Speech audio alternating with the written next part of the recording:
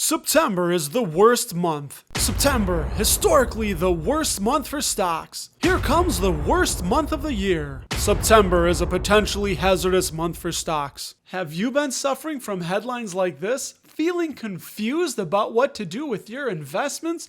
Have I got something for you?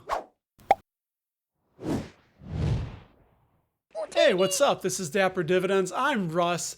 I am the passive income technician with a prescription for your headline affliction. Oh, and please, dale me gusta y suscríbete si encuentras valor en este video. I love Stoic philosophy, and I have a quote on the board from Viktor Frankl that says, when we are no longer able to change a situation, we are challenged to change ourselves. Viktor Frankl was in Auschwitz and Dachau. He was a Jew that literally had his family and all his possessions taken from him. He was there from 1942 until 1945. And the reason this is important for investors is that we cannot change the market. We can only challenge ourselves to react better and differently to the stock market. And Viktor Frankl, in his situation, learned that there was one thing and one thing only that could not be taken from him. That was his mind.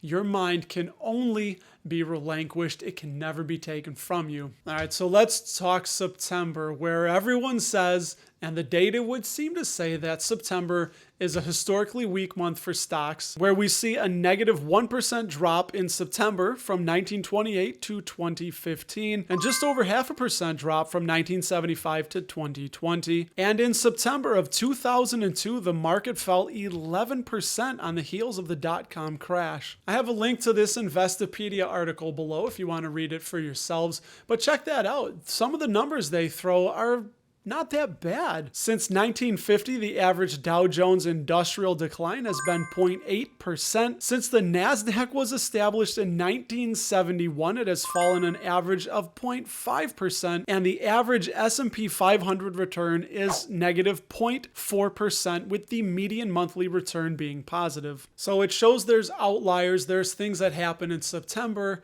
and recently, it really hasn't been that bad. Granted, we've been in a bull market. And as Investopedia points out via data from Y charts, in 2017, the return was 1.93%, 2018, 0.43%, and in 2019, 1.72%, where we saw 3 straight years of positive returns. So why is September so bad? Well, there's not an exact reason, but there's some ideas that people think it's bad. And one of those is that investors are returning from their vacay and they're changing up their portfolio, and before the end of the year they're trying to lock in gains or losses. Many mutual funds have their fiscal year that ends in September, so they're selling large quantities, trying to exit positions, maybe tax loss harvesting, where they are trying to offset the gains to lower the amount of taxes that they're going to have to pay. And individual investors selling off stocks going into September, trying to offset their children's education costs, which all would put pressure